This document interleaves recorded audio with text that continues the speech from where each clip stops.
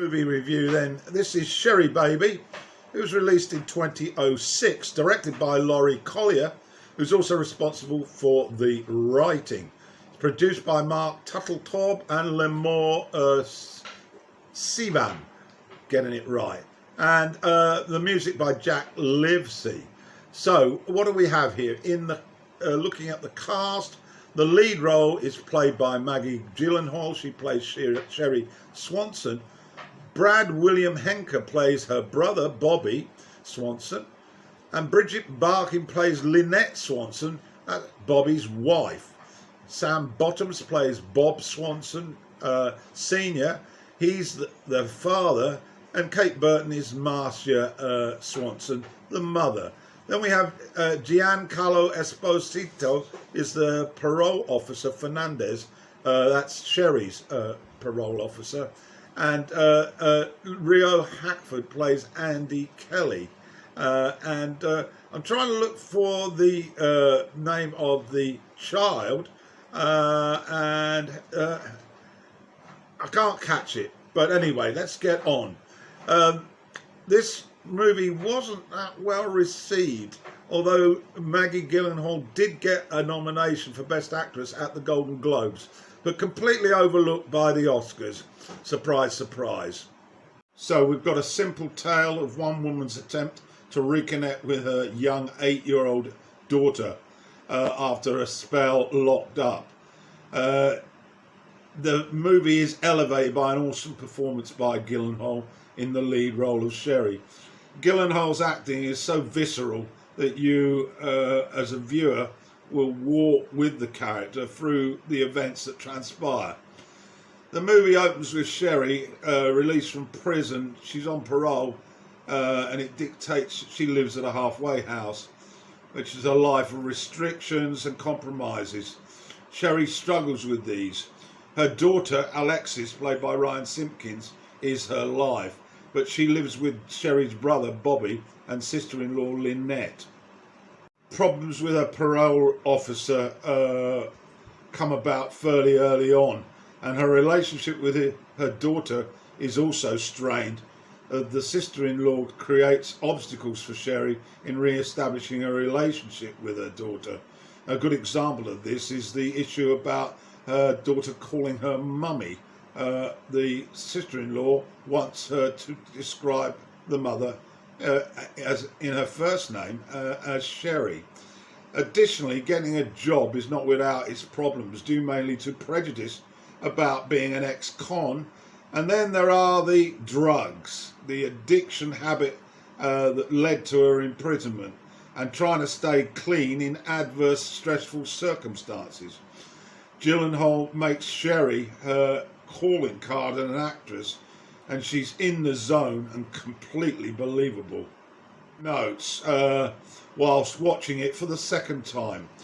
Early reality checks in for Sherry as she experiences public behaviour or lack of behaviour. Someone bumps into her when she gets off the bus and there's no apology. In the halfway house, a fellow Latino resident starts to dish out racist views towards Sherry, and her parole officer shows a complete intolerance to Sherry's desire, and blunt appraisal of what the rules are delivered.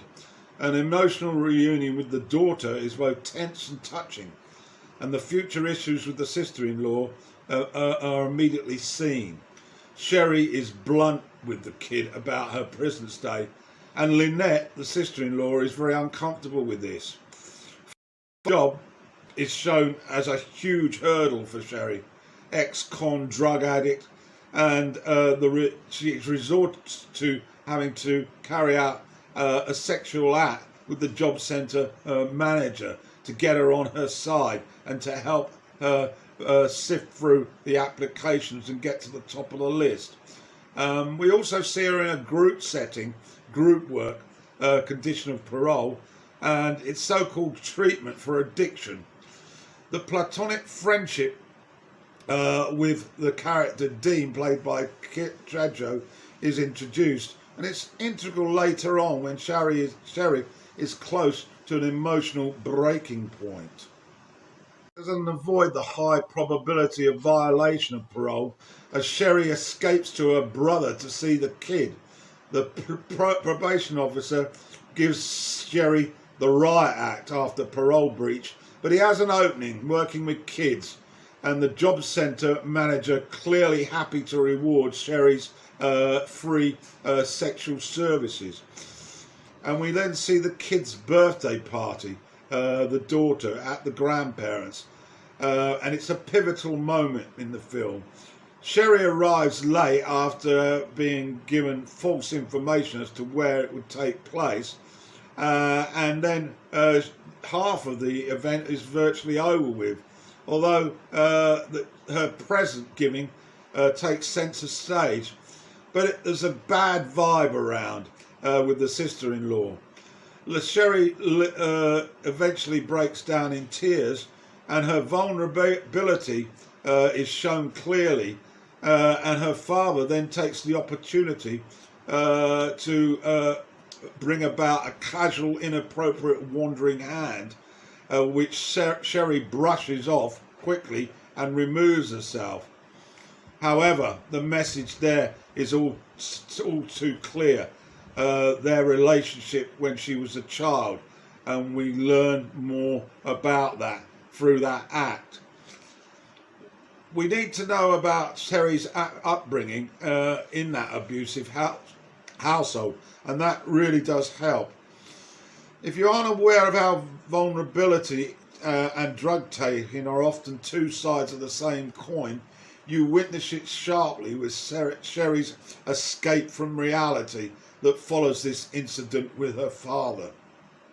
Following the escape, that's the end of the line. The parole officer visits and sees the warring signs and gives Sherry a choice. Either she goes back to prison or she goes directly to rehab. Before she can carry out that decision, she then decides to escape with her daughter on a so-called access visit. And we then see the issue that eventually hits Sherry in the face, and that is the task of being a responsible parent. All the highs and lows of how to deal with children's behaviour. And it's a thorough absorbing last quarter of the movie. I really suggest you get to see this one. It's a cracking movie and an Oscar-winning performance. So there we have it, Sherrybaby, directed by, name escapes me, Laurie, Collyer, and starring Maggie Gyllenhaal.